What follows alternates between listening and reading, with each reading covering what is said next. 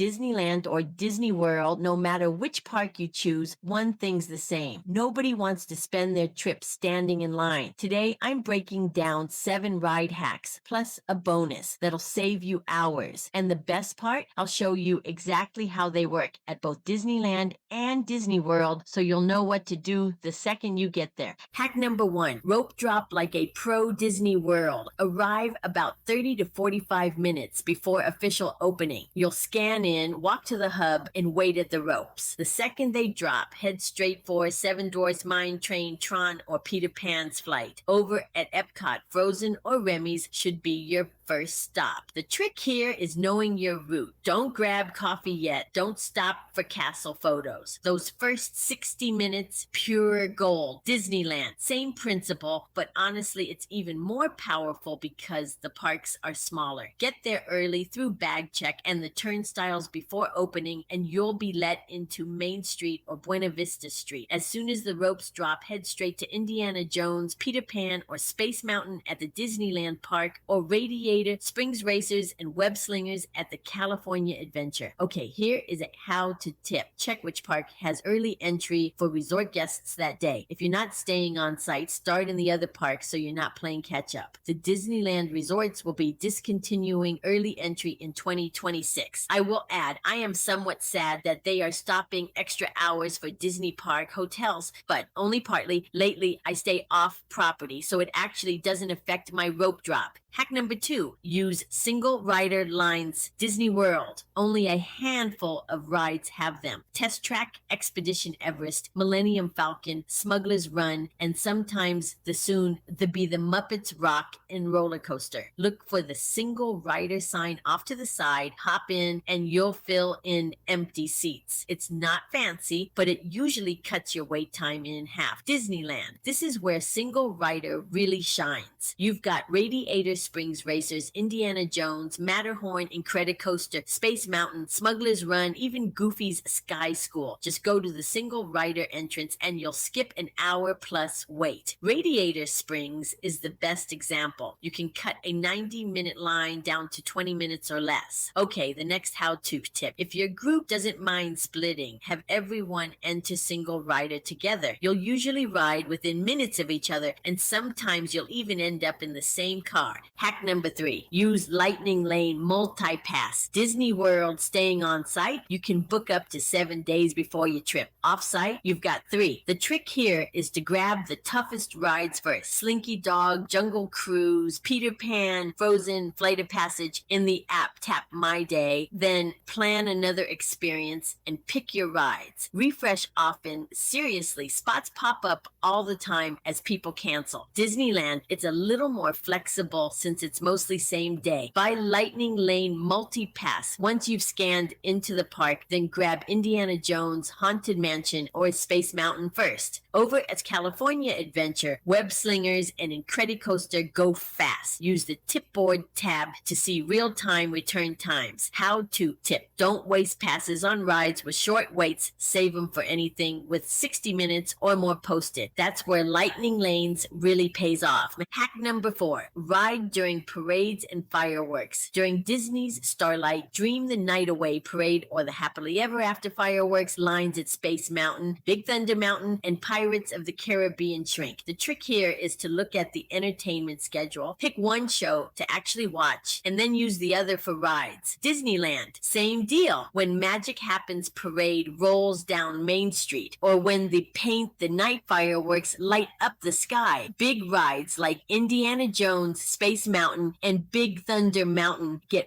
way shorter. How to tip. At Disneyland, here's a fun one. Head into Fantasyland. Ride Dumbo. You'll ride and watch fireworks explode overhead at the same time. 2 for 1 magic. This one is golden for me, as I am not a parade watcher and watch the fireworks from a ride line. Hack number 5, get in line just before closing. Disney World, if Magic Kingdom closes at 10 p.m. and you hop in line at 9:59s for Seven Dwarfs or Tron. You're good. You'll ride. Lightning lanes stop running, so standby actually moves faster than it looks. Disneyland. Same trick here, but it's even better since Disneyland often stays open later. Sometimes it is open until midnight. So if you get in line for Indiana Jones or Space Mountain at 11:59, you're ending the night on a headliner. How to tip. This works best for rides that had long waits all day. Save your must-do for the last ride of the night. It feels like a win. Hack number 6. Know which rides close early. Disney World. Not every ride stays open till closing. Kilimanjaro Safaris shuts down before sunset, and stage shows like Indiana Jones, Epic Stunt Spectacular stop hours before park close. The trick here is to check the app in the morning and plan those for midday. Disneyland. Same deal. Redwood Creek, Challenge Trail, and Tom Sawyer's Island close at dusk, and Finding Nemo subs sometimes close early for fireworks prep. Always check the Disneyland app's schedule that day so you don't miss something. Yes, now for another how-to tip. Knock these out in the afternoon when crowds are building elsewhere. You'll avoid the stress of missing them later. Hack number 7. Rider switch. Disney World. This works on almost all height-restricted rides. One adult rides while the other waits with the kids. Then they swap without re-waiting. Here's how. Check in with the cast member at the entrance and they'll add a rider switch pass to your app. Sometimes teens or friends can join the second ride. Always worth asking politely. Disneyland. Same system. Indiana Jones, Space Mountain, Radiator Springs, Guardians, Mission Breakout, and Incredicoaster all offer rider switch. The process is simple. Walk to the entrance with your whole group, let the cast member know, and they'll scan the waiting adults app for a return time. How to tip. Even if you don't have little kids, politely ask if rider switch could help your group. Cast members often have flexibility here. Bonus hack number 8. Ride in the rain. Disney World afternoon showers are almost guaranteed in Florida. When they hit, most guests scatter, but that's your chance. Head for Pirates, Haunted Mansion, or Space Mountain. Indoor rides can go from 60 minutes to walk-ons. Bring a poncho so you're not trapped in a gift shop pretending you want to look at mugs for 45 minutes.